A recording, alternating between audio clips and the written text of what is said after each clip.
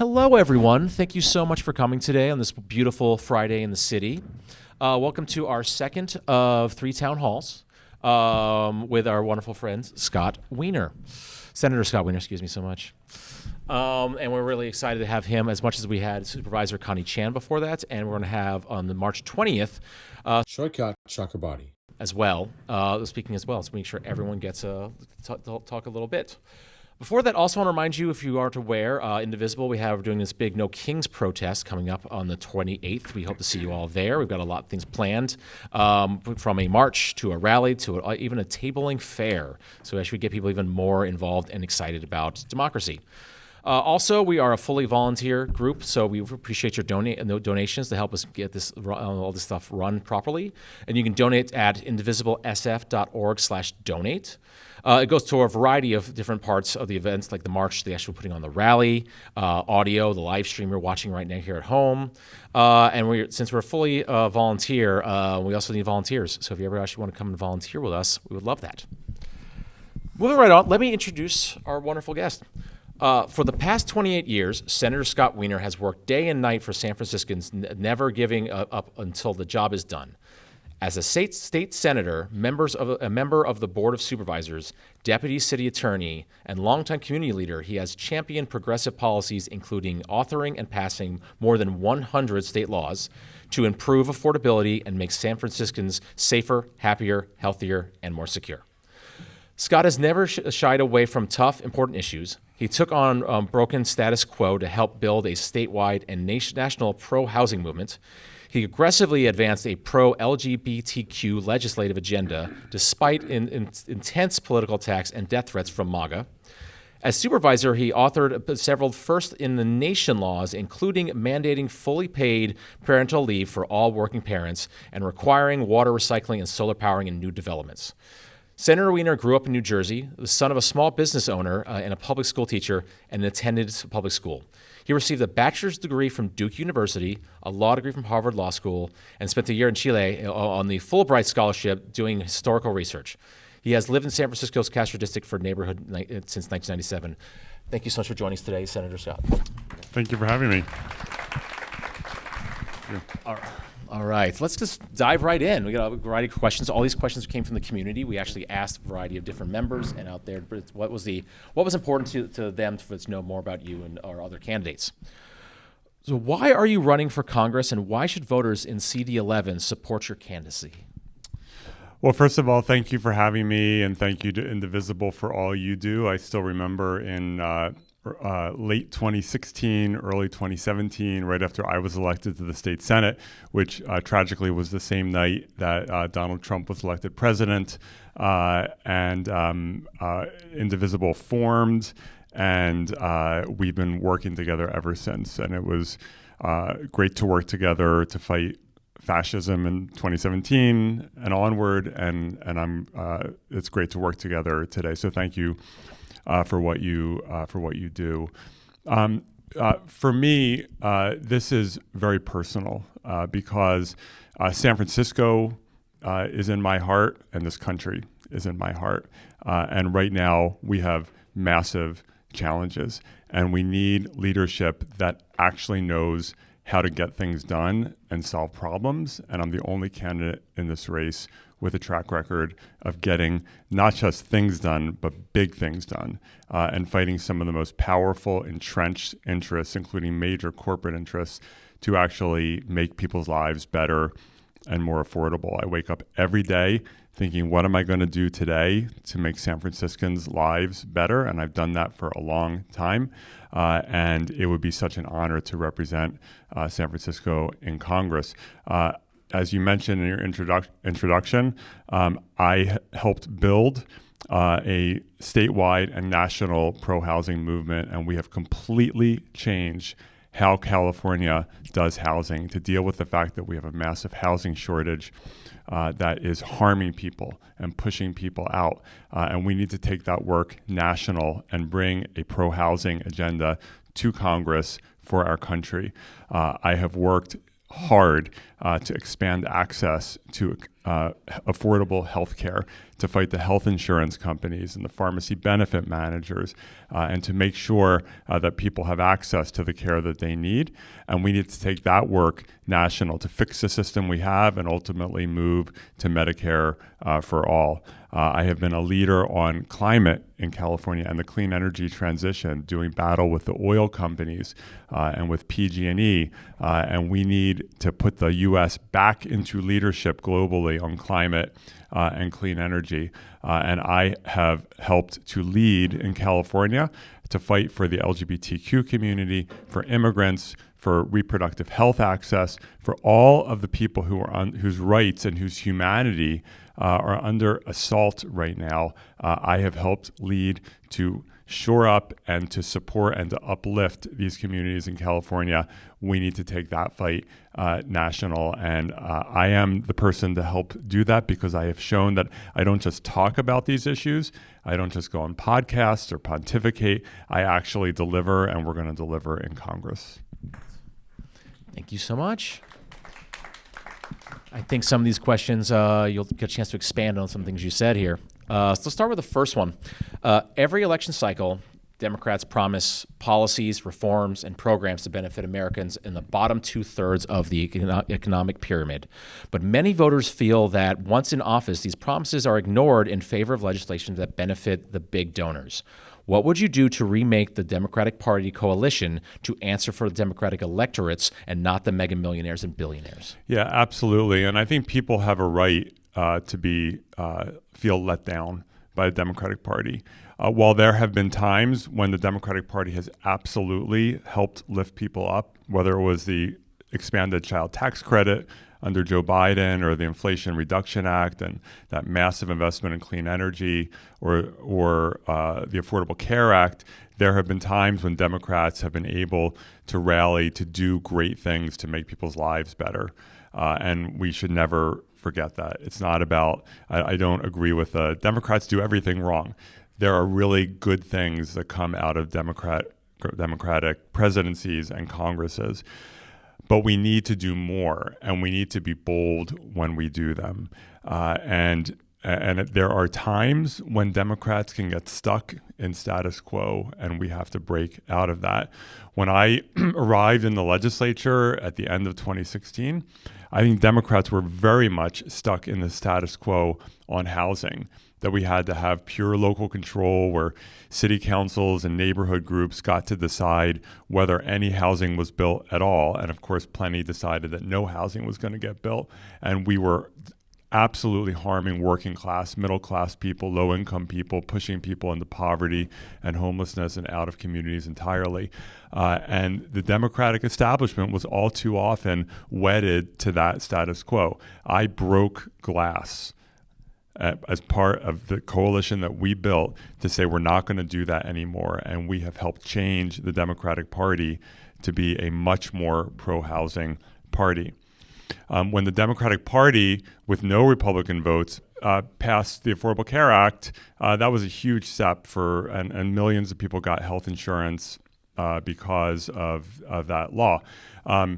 I wish it had gone further, and there were efforts to make it go further. So again, it was a huge step, but sometimes Democrats are a little too hesitant to take that additional step. In that case, it was having a public option, which would have eventually planted the groundwork for Medicare for all.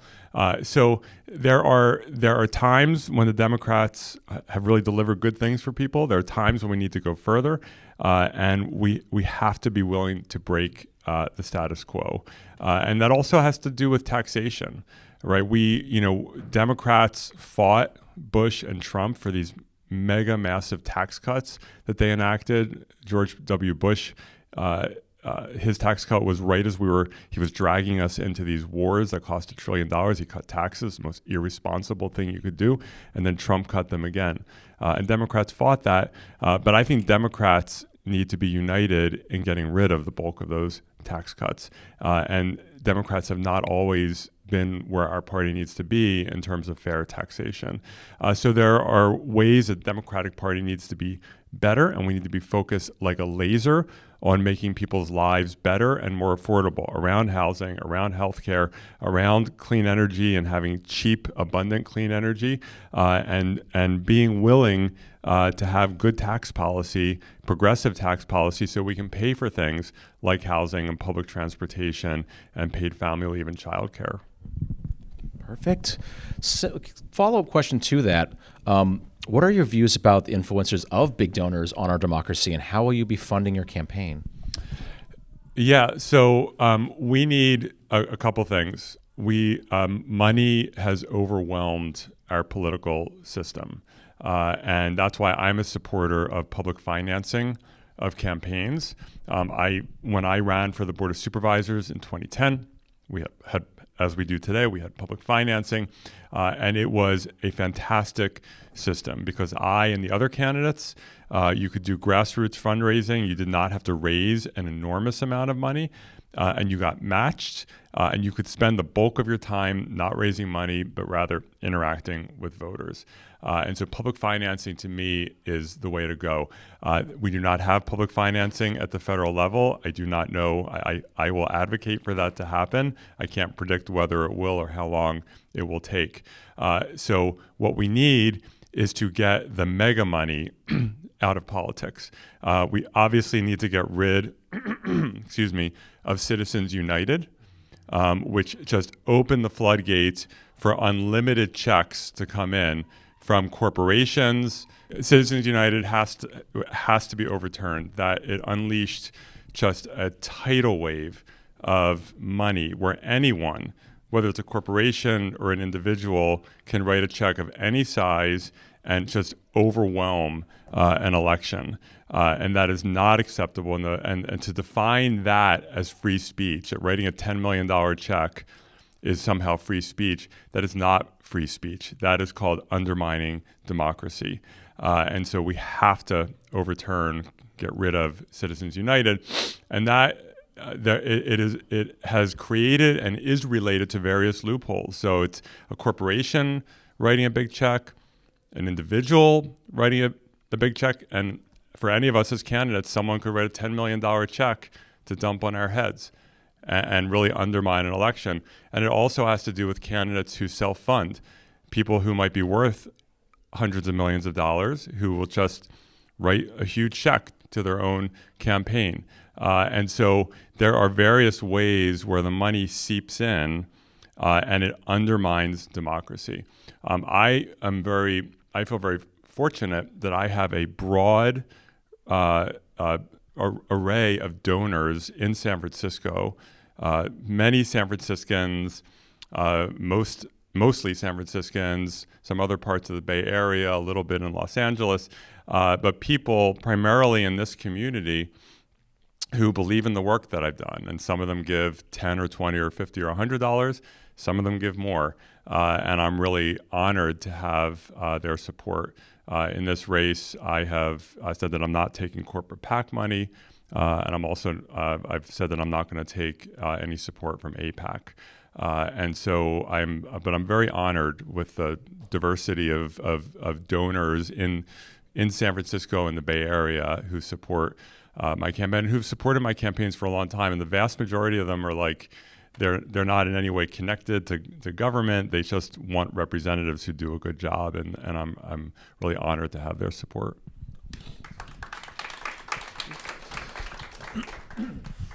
If you are elected, what specific steps will you take to confront, resist, oppose, and hold accountable the MAGA regime and more effectively than what the Democratic Party has been done so far?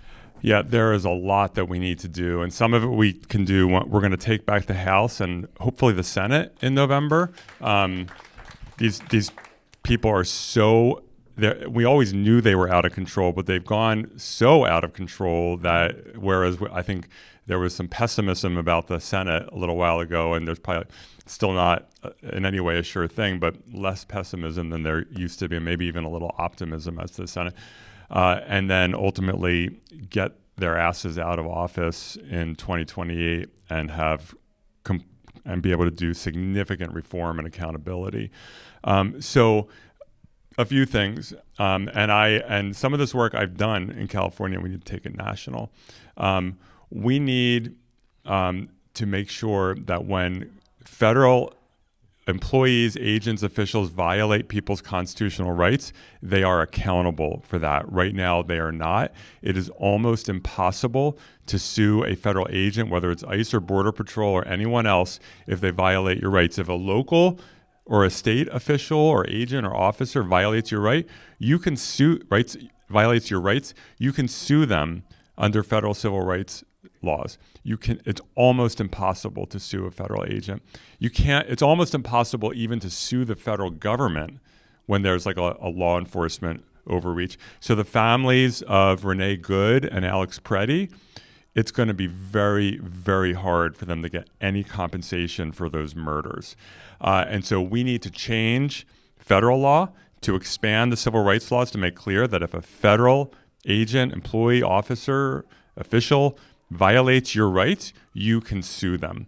I have a bill moving through the legislature now to authorize just that in California, and we believe we have the power to do that in California, but it's even better if we can have Congress pass that kind of law. We need to completely overhaul how we do immigration in this country. Obviously, we need to fix the immigration system so that there is a path to citizenship for people, so that people who are living in this country, working here for years, decades, are not living in the shadows. These are taxpayers, people starting businesses, raising families. They need a path to citizenship. Yes, for DACA, but for others as well. It's DACA and many other people. We need to also deal with immigration enforcement. I believe that ICE is so fundamentally broken that we need to abolish it. And we need to have a different approach to immigration administration and enforcement. And it needs to be taken out of the Department of Homeland Security. DHS has become a monstrosity. It was created after 9/11, and immigration functions used to be under the Department of Justice, and they were moved over. They need to be moved back to DOJ. DOJ needs to be made more independent of the president. Right now, Pam Bondi is like Donald Trump's personal attorney or lackey or whatever. The attorney general needs to be much more independent so that we don't have to wait for the next administration to have accountability, so that it can happen during that administration. We also need to make sure that when we come back into power, that we have an attorney general who is willing to quickly act for accountability. Merrick Garland, super talented, smart person. I wish he had been confirmed to the Supreme Court when Mitch McConnell stole that seat from Barack Obama. But as Attorney General, he moved way too slowly, and then we ran out of time. And so we need a Department of Justice that's going to be fair and even-handed and provide people with due process, but actually act. And so these are just, and then we need to make sure that we're banning nationally face masks for law enforcement and banning private prisons. There are just so many things that we need to do, and those are just a few. I think you're going to have a chance to expand on some of those things too, because some other questions will deal with just those topics. Will you vote for articles of impeachment against any current federal employees at any level? And would you force recorded impeachment votes on the House floor, even if there's no certainty that the bill will pass or lead to a conviction in the Senate? Yes and yes. Donald Trump needs to be impeached and removed from all. I mean, that guy is a walking impeachment, and he commits crimes every day. And the corruption and the meme coins and the Qatari jet and everything, that's just like the tip of the iceberg. The rot goes so deep. And so you look at him, and well, Christine Noem is gone now, thankfully, but Pam Bondi and Stephen Miller needs to be out, in my view, and probably incarcerated. That guy is just horrific. So yes, we absolutely. I'm in favor of impeaching the president and others, and they should be recorded votes. Great. Do you support or oppose Trump's military action against Iran? And if you oppose it, What steps will you take as a member of the House to prevent future unilateral use of military force? I strongly oppose the president's war against Iran. I want to be very clear. Ayatollah Khomeini, what a vile, despicable, evil person. He mass murdered his own people, killed protesters, young women, LGBTQ people, and so we should not be mourning his death. With that said, this war was a terrible idea. It's illegal, and we should not be doing this. And of course, as usual, Trump is doing it not to help Iranians, not to help Americans, not in the name of peace. He's doing it for his own reasons. And of course, he did it with no plan. So the same regime is running Iran, and now there's a growing regional war, and we don't know where that's going to end. And Iran is now launching attacks against Turkey, a NATO member. And so this is now quickly spiraling with no actual benefit. And I am very, very deeply concerned about the future. The Iranian people, it's a great nation with that the Ayatollah regime has really kept down. And this is and I'm really worried about the possibility of civil war within Iran if the chaos continues. So I'm very opposed to this war. What are your views and proposals on the current Supreme Court, and will you introduce legislation to expand the number of justices on the Supreme Court and introduce term limits? Yes and yes. We should expand the Supreme Court, and there should be when I say term limits, it should be a limit of one term, like whether it's 18 or 20 years. There should be a substantial period of time so that you can have continuity in the court, but it doesn't need to be forever. And we should have a larger court. And I will say, it pains me to say this as a lawyer. I practiced law for 15 years before I was elected to the Board of Supervisors. And when I came up as a law student and a young lawyer, we were really trained to, even if you disagreed with the Supreme Court, to revere the institution. And there were times where I strongly disagreed with the Supreme Court, but to revere the institution. And over the last few decades, and particularly over the last decade, the court has, in my view, tragically forfeited the right to have that kind of reverence. It has acted as a political body. And when the court, the ruling that a president basically can't be prosecuted for anything that's arguably an official act, it was the beginning of creating this air of impunity, so that Trump thought, well, I can do whatever I want because I'm the president, I'm the king. This whole unitary executive plus immunity makes you, in his view, the king. And the Supreme Court did that. And that has helped create this air of impunity that we're seeing from ICE and Border Patrol and from other aspects of the federal government, where they think they can do whatever they want and there will be no accountability and no consequences. And the Supreme Court opened that floodgate, and they have done it in other ways as well.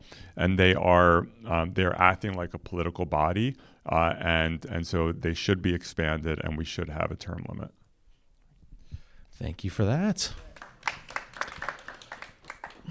What will you do to oppose the politicization of the Justice Department and the federal law enforcement? Yeah, so as I mentioned before, I think that Department of Justice should be have more independence from the president. And historically, Department of Justice has had some level of independence, and there have been certain norms, and it's such a quaint word now, a norm, because Trump tears apart all the norms. A norm that the president didn't interfere with ongoing criminal investigations, or didn't direct the department, prosecute this, don't prosecute that, let this person off the hook because they're my donor or my friend, don't let, make sure to target that person. And I'm not saying bad things never happen, but that was the typical norm, and Trump has thrown that all out the window. And one of the things that Trump and this administration have done, I won't say it's not doing us a favor because they've done us no favors, but they have given us a checklist of every weakness in our democracy and the rule of law. And we should take that checklist and close those loopholes, strengthen all of those weaknesses. And this is one of them. Department of Justice has to have more independence, and the president should not have the power to micromanage the Department of Justice and to bend it to his will to target enemies and help his friends. And then in addition, as I mentioned before, there needs to be accountability.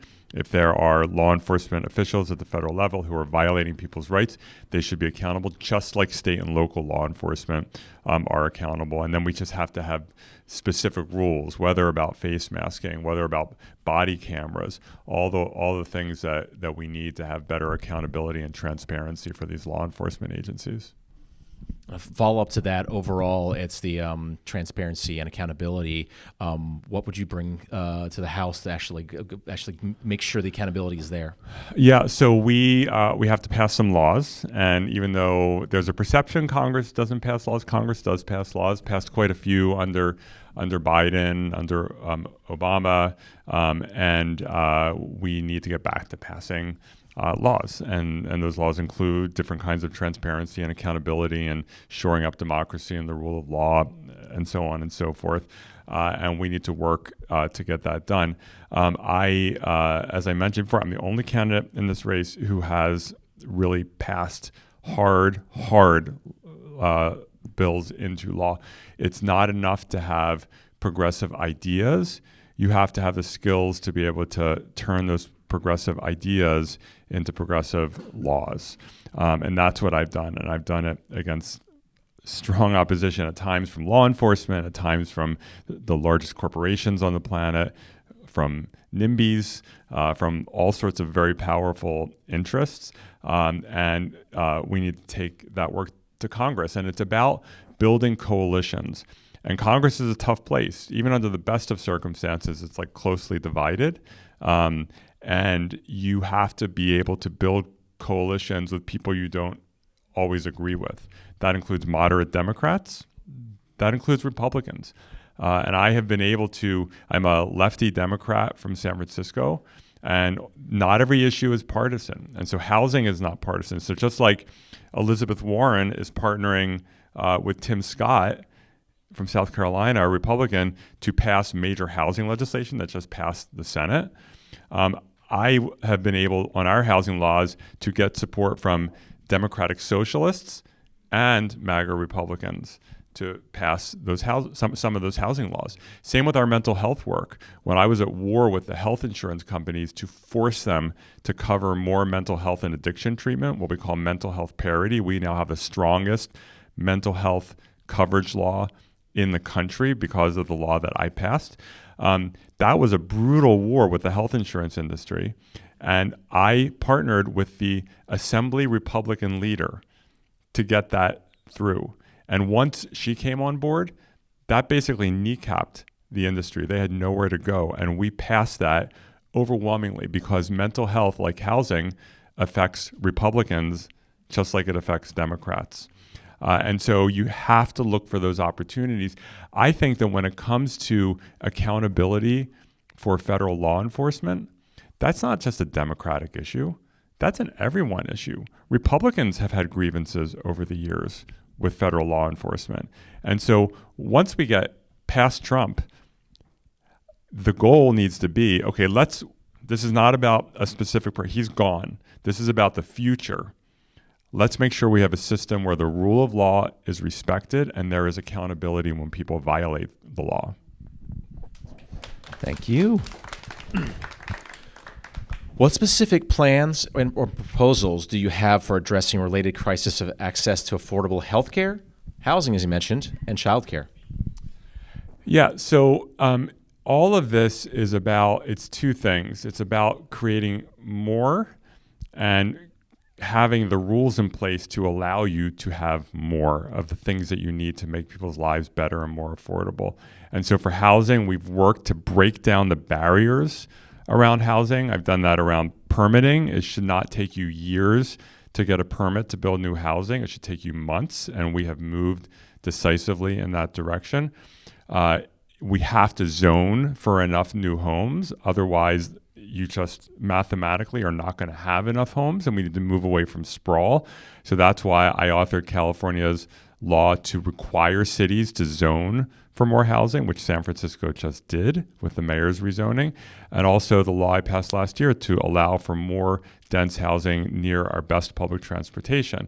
So we've been breaking down the barriers to allow for enough housing so that people can actually afford it and live in their own communities and not get pushed out. And so we need to take that national. I have proposed over a decade, a $1.2 trillion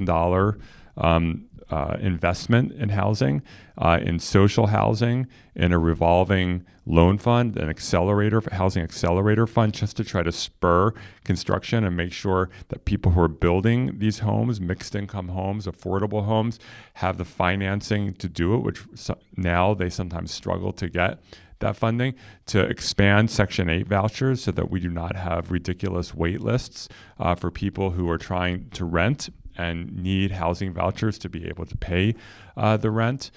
We need to do a whole lot of things at the federal level, in addition to permitting reform, to make sure that as we're putting out the money, that cities are accountable to permit and build those homes quickly. We don't want to give cities money and provide money for projects that take 10 years to get permitted and built. We also have a proposal to pay cities for the number of homes built in their communities. They should be we're proposing $10,000 a home that the cities get. So it's not just a stick, it's also a carrot that they can use for infrastructure or whatever else their needs are. That is going to be a core part of my work in Congress. On healthcare, we need to continue to expand access by forcing insurance companies to cover more care and to get rid of things like prior authorizations, to reduce the cost of prescription drugs by making sure the generics market is robust and we don't have patent abuse, to deal with the pharmacy benefit managers who are the drug middlemen. I authored California's PBM reform law, which is the strongest in the country. We need to take that national and then ultimately move to Medicare for all. People's health insurance should not be based and dependent on whether they have a job and where they work. This system, I know it was created for historical reasons, but the idea that you only get health insurance if you have a certain kind of job, and if you move from this job to that job, then your health insurance gets worse because that employer chose to purchase worse health insurance. That makes no sense. It should be detached from employment. That's good for employers, but it's even better for employees because then you just have your health care and you don't have to stress out every time you're changing jobs. So that's essential. And then we have to have universal childcare. When we talk about the cost of living and the stress on middle income and working class families, so much of that is about childcare, early childhood education. The fact that we decided that between the ages of 5 and 18, the state will have a responsibility through public school for your kids, but 0 to 4, you're on your own. That has to go away. We need to make sure that we are funding childcare and that it is very low cost for people so that they can access it. And those three things alone, there are other things, but housing, healthcare, and childcare, and then we put paid family leave on top of it, that will be transformative for so many people's lives. Thank you so much. What will you do to ensure gender-affirming healthcare is available for all transgender constituents, both adult and youth? So this is critically important. And I have to say, as a gay man, I have been around long enough. I came of age as a gay man in 1987 when I was a teenager, when there was a mass die-off of primarily, not only gay men, but primarily gay men happening, and a federal government that was basically rooting for us to die faster. And having a totally hostile federal government that just wanted us to go away. People wanting to put people with HIV in concentration camps. And fast forward to today, and now we have this tiny population, probably 1% of the population, transgender people who are just trying to live their lives, be who they are, have health care, have jobs, have education, do all the things that human beings want to do.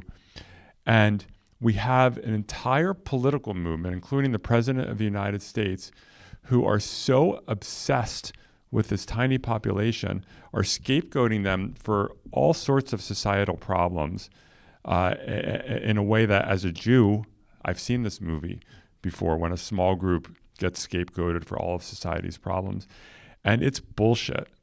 And the fact that this president came into office and his first day in office issued a royal edict that trans people don't exist, and then issued a half a dozen executive orders against trans people in his first few weeks. Imagine it, with all the problems in the world, big problems facing this country, and he spent that amount of energy attacking trans people, a group of people who are just living their lives, they're not harming anyone. And and they're trying to ban them from public spaces, trying to ban them from sports, trying to ban them from the military. And for gender-affirming care, this is health care. This is not optional. This is core health care. And we have prioritized that in California. When I was on the Board of Supervisors, I played a key role in getting our universal health plan in San Francisco, Healthy San Francisco, to fully cover gender-affirming care, which it had not before. This was in 2012. In the legislature, I have worked to make sure that we are providing strong healthcare access to trans people, that we are making sure that trans people can find providers who are culturally competent and able to provide that care, that we have good training for healthcare professionals. And I authored California's trans state of refuge law so that if parents with trans kids in other states who are being criminalized and threatened with prison feel the need to leave, they can come to California and we will do everything in our power to protect them. I know so many families in this community in San Francisco, parents with trans kids, and they're amazing kids, and I am so in awe of those parents and so grateful to them that they support their kids, and they are living in fear right now because of what this administration and this cult, the MAGA cult, are doing. And so we have worked hard in California to do it, and we need to take that work to Congress. There is not a comprehensive civil rights law for LGBTQ people at the federal level, which is outrageous. We need to pass that. It needs to fully protect trans people, including access to health care, and it needs to override all of the red state hate laws that have been passed. We need that kind of comprehensive civil rights law for LGBTQ people. Thank you. Neighborhoods in San Francisco, particularly Bayview, Hunters Point, and Treasure Island, are still dealing with toxic and radioactive residue left by the federal government. How would you use your position in Congress to address this neglect of the government's responsibility to its citizens? Yeah, so the Navy has not always been a good partner to the city in terms of cleaning up that land at the shipyard, also on Treasure Island, and it's shameful. And so there's been enormous work over the years by the city and at the state level to clean it up. And of course, we need to make sure that we're dealing with the toxics and that people are living in safe environments. It's also not the case that those entire sites are all poisoned and uninhabitable. That's not true either. We have great projects proposed at Candlestick and the shipyard and Treasure Island.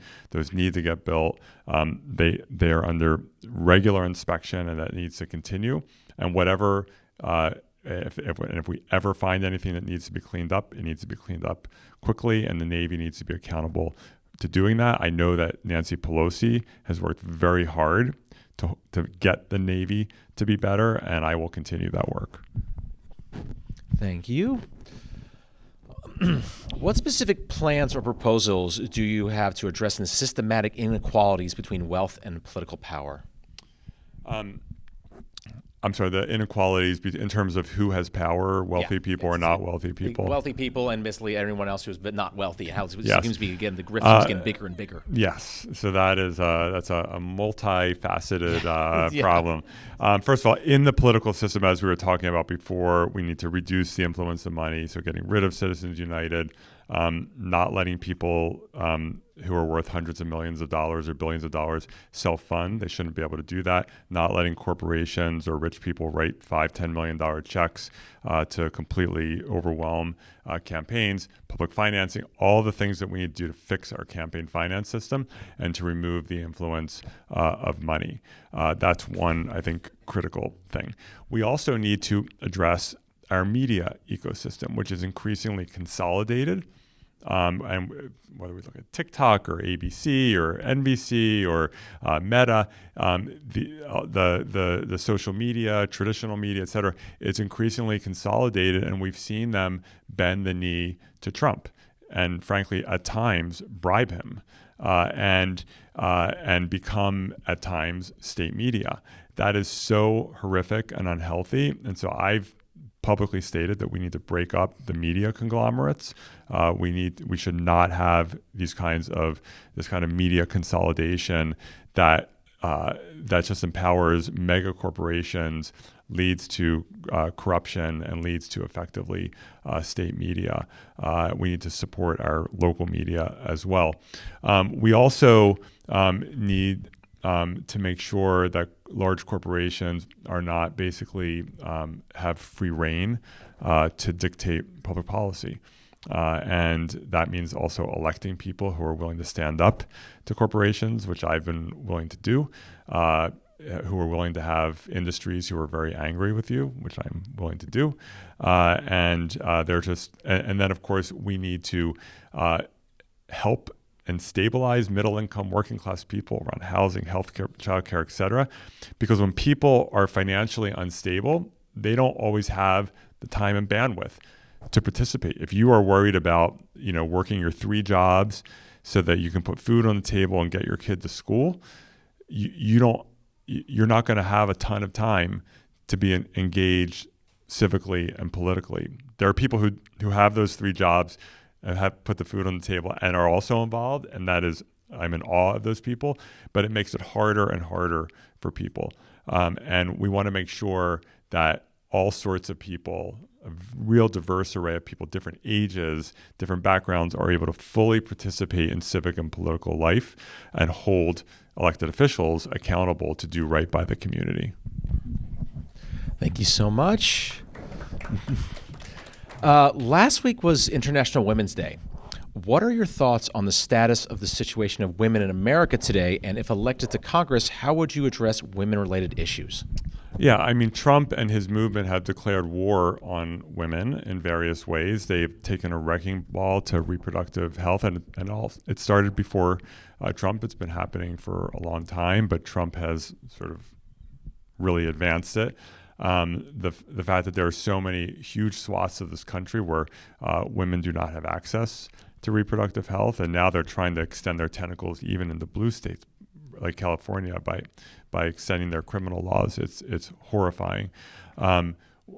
We know also that they are trying to undermine rules and laws that we have, whether it's equal pay or whether it is supporting women's sports. And I will say that these MAGA extremists are so obsessed with trans people or trans women playing sports, and Trump is fueling that.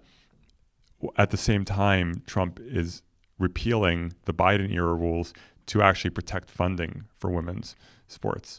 So they're obsessed with the 10 trans NCAA athletes out of 500,000, while not really caring much about the fact that Trump took funding away from women's sports to try to make it equal between men and women's sports.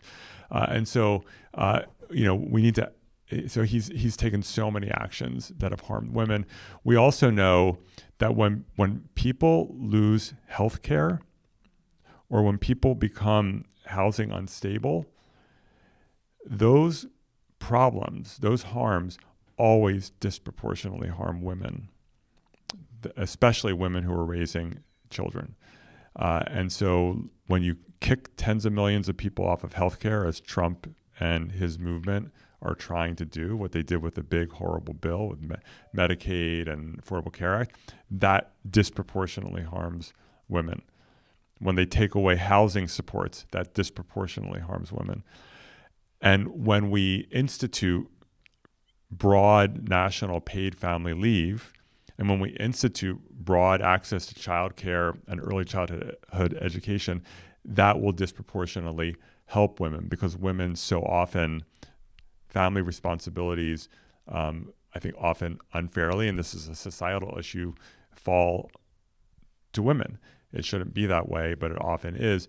And that's why when I authored San Francisco's paid parental leave ordinance, which is the strongest in the country, we made sure that it applied to both parents. So both if it's a heterosexual couple, both the mother and the father, because we know that when the father also takes paid parental leave, that sets an early dynamic that both parents are responsible for raising that child.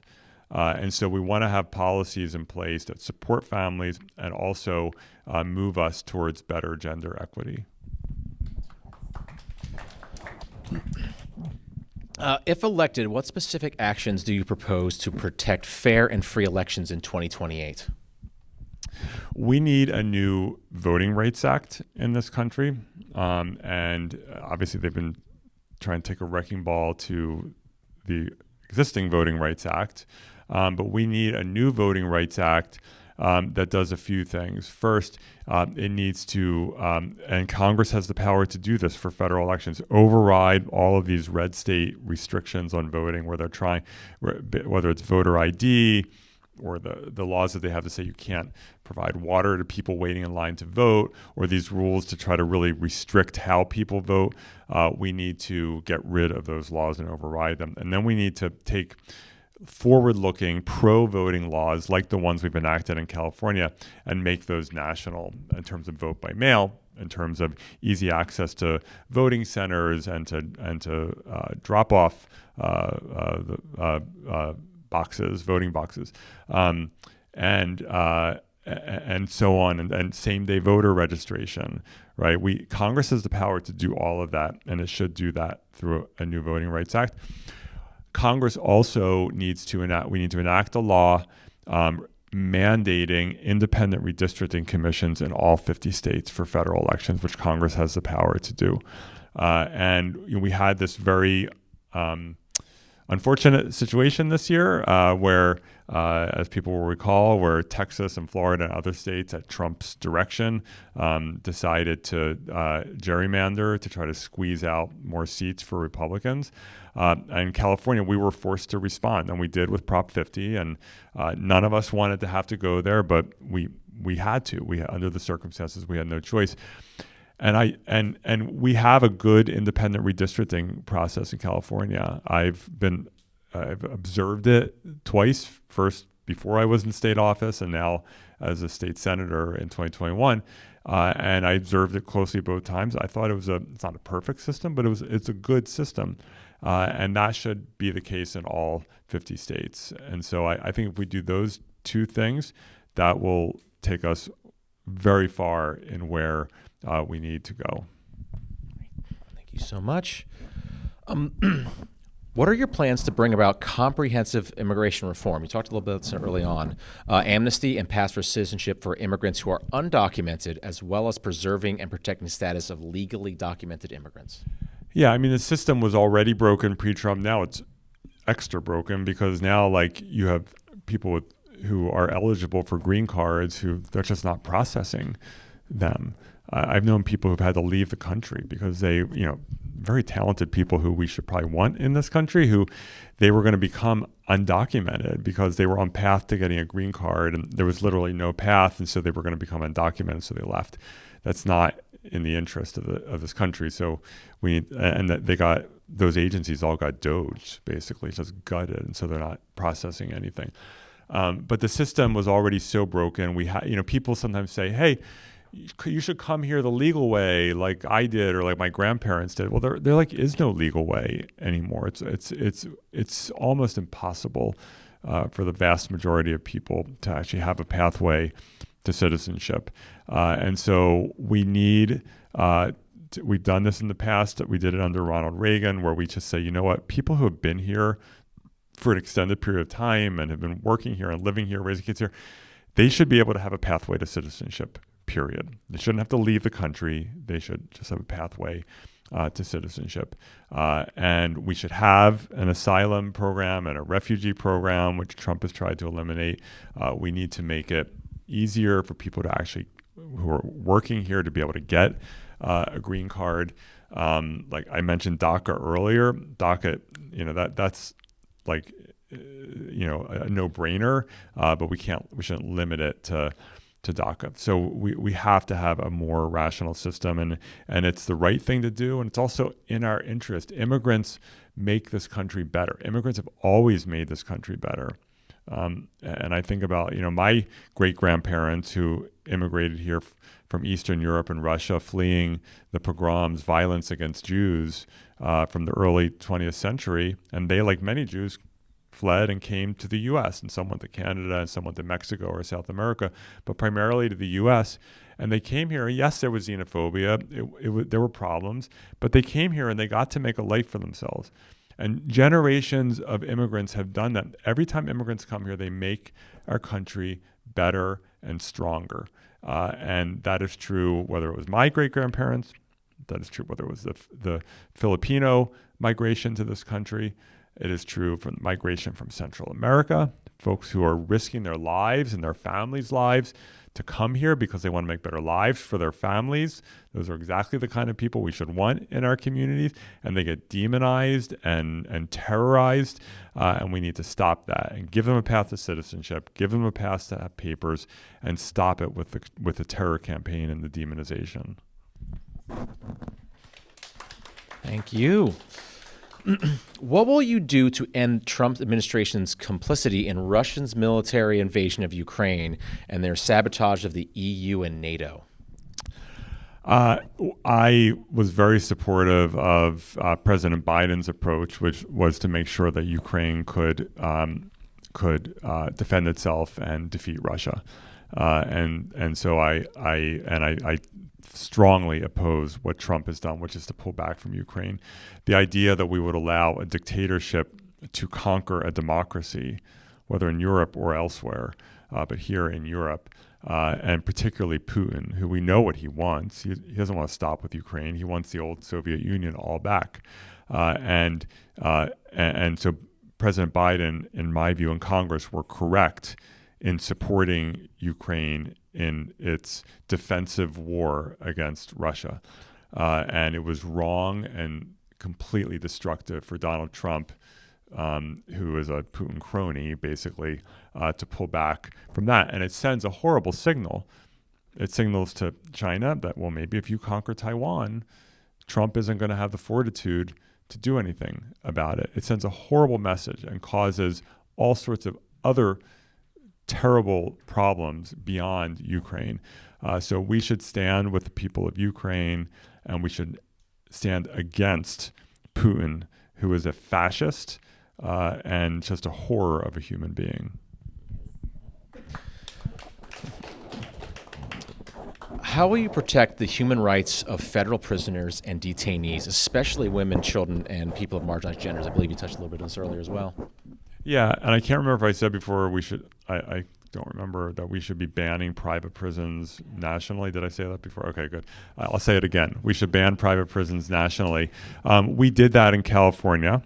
It was, I think, in 2018 or thereabouts, we passed a law, which I supported, to ban new private prisons in California for state and local, and then to require that all existing private prisons had to be phased out by 2028. So within 2 years, there will be no state or local private prisons in California. We should have a national ban on that because right now, first of all, prisons are a public function that should be subject to public governance and rules, and prisons should never be subject to corporate profit motive or to Wall Street. That just makes no sense to me, and it should not exist.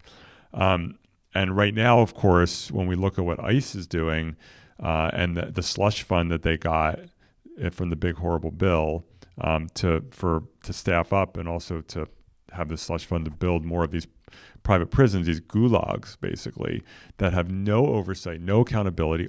a million constitutional violations happening, people living in horrific situations. I know there's been enormous focus on ICE's and Border Patrol's terror campaign on our streets, and that deserves huge focus because it's horrific. There's not been as much focus on what's happening in these private prison ICE gulags.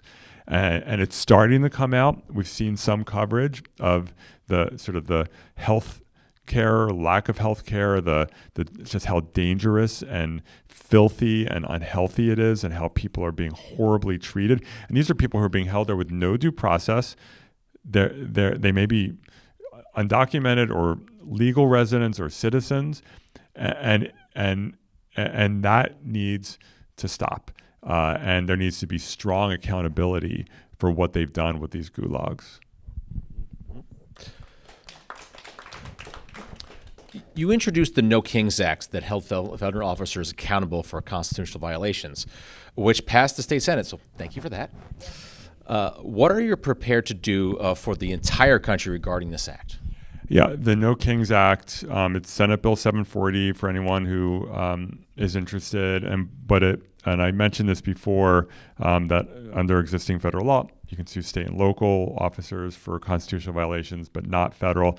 The Supreme Court 50 years ago, 55 years ago, created a court doctrine to expand that to federal officers. So for about 50 years, you could sue an FBI agent or an ICE agent, Border Patrol agent, for violating your rights. About 4 years ago, the Supreme Court destroyed that ability.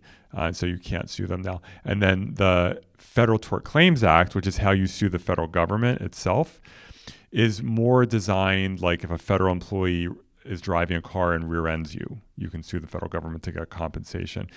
It is not designed for a law enforcement context because there is a defense to the Federal Tort Claims Act if it was a quote unquote discretionary act.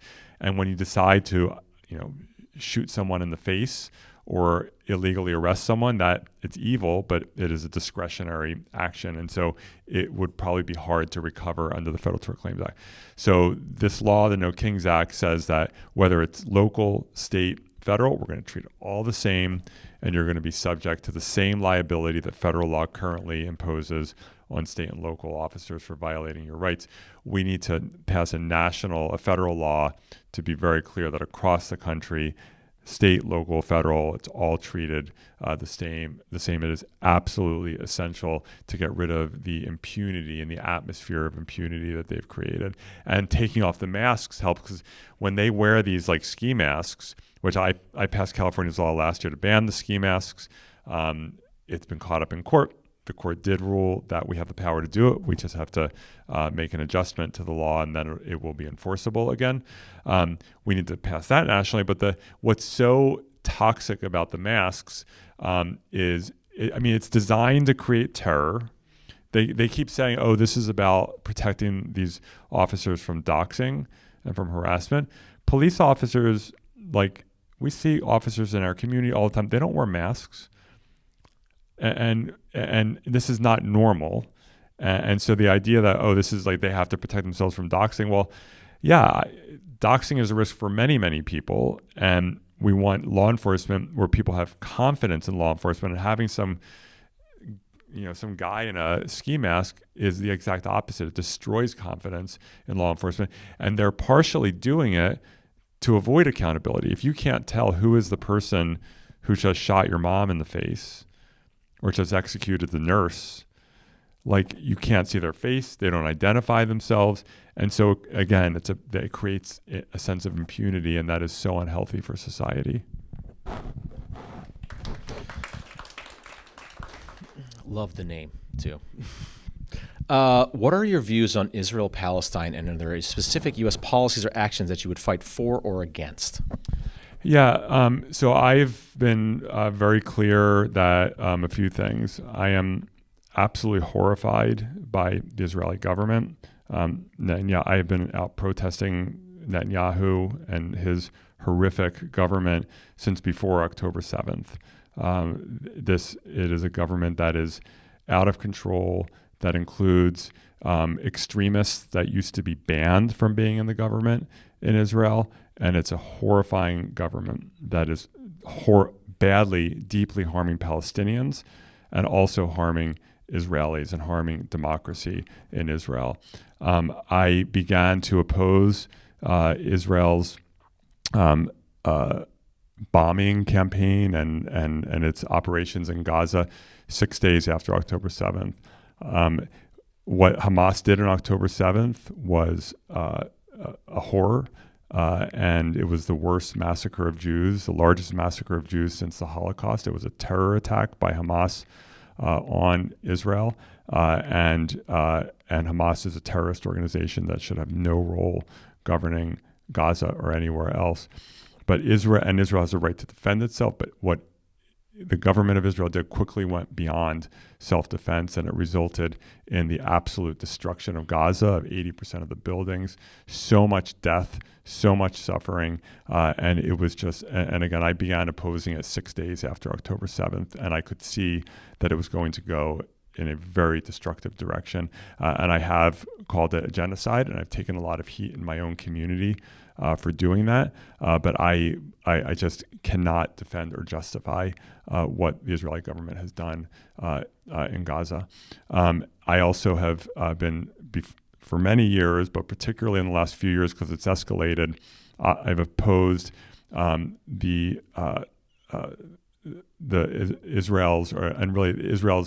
Israeli government's allowance of settlers to dismember the West Bank and to basically push Palestinians out and to chop up the West Bank to make it non-contiguous with illegal settlements, to make it impossible to have a contiguous Palestinian state. And that is horrifying and unacceptable. It needs to stop. It needs to be reversed. The settler violence, there needs to be accountability for that. To me, I want to see Israel and a state of Palestine living side by side in peace. Israel is the home of half of all Jews on the planet, 7 million Jews, in addition to 2 million Arab Israeli citizens. Israel matters to Jews globally, and I want Israel to, it is a Jewish homeland, and I want it to exist in peace and in democracy without a horrific government like Netanyahu's, and I want Palestine to exist. I want the West Bank and Gaza to be Palestine, and to have an independent democratic state living in peace side by side with Israel. That can't happen with Hamas running things. It can't happen with Netanyahu running things. Israel needs a new government as well. And I will say that in terms of policy, I have been very clear from the day I entered this campaign that I will not support U.S. funding for the destruction of Palestinian communities. So I will not support the sale of offensive arms to this government. And that, I just do not want U.S. dollars to be used to destroy Palestinian communities. Last question. What is your vision for a national purpose and program for building a just, sustainable, and enjoyable society? Can you repeat that question? No problem. That's a broad question. It's a broad one, very broad. What is your vision for a national purpose and program for building a just, sustainable, and enjoyable society? Wow, I love that question. We get caught. There's so many negative things happening in the world. But let's have positive. What are we going to do?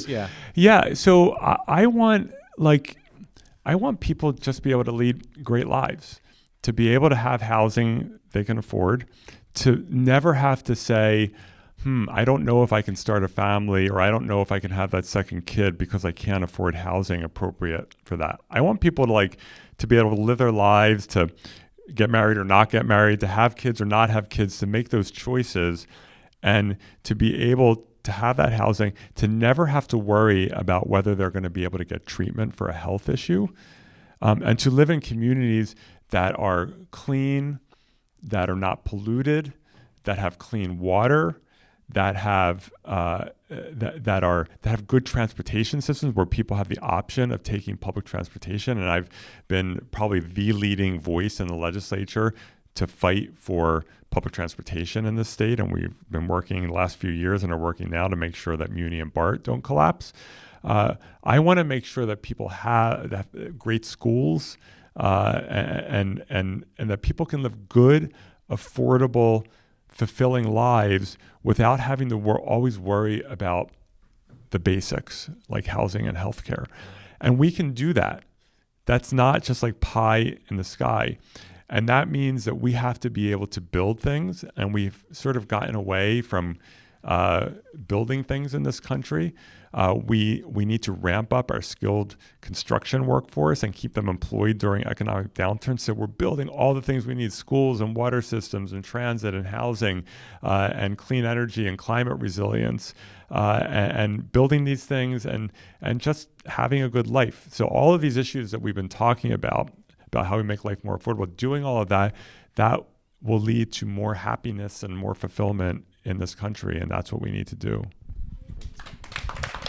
Thank you so much. And thanks also everyone here who's a volunteer and let's help this out, get this done today. As I mentioned earlier on, Indivisible is a fully volunteered group, organization. We've not given any money to any campaigns. We've not accepted any money from campaigns. It's very important to us to be neutral to all the candidates, and I thank you for all your answers today.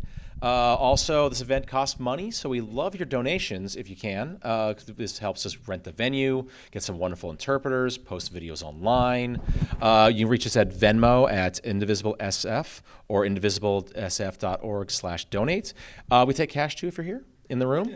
100% of it goes right back to actually what you're seeing here today, both online and in the room, and also No Kings. Everything you see actually happened there is part of the community giving to us. We really appreciate that. Thank you, Senator Scott Wiener, for joining us today, our interpreters online, our volunteers in the room, and especially everyone here in the room. You chose a Friday night to be here for democracy, and that says something. So thank you so much. Thank you.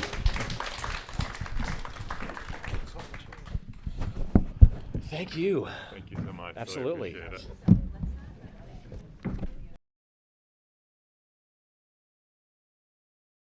We're doing 3 congressional candidate town halls in March.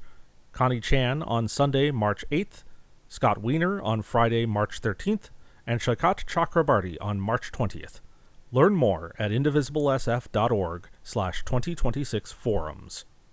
Your support can help us hold more events like this, in addition to No Kings 3 on March 28th and other civic engagement activities. We are not funded by any campaign, and none of this money goes to any of the campaigns. You can help at indivisiblesf.org/donate. Thank you.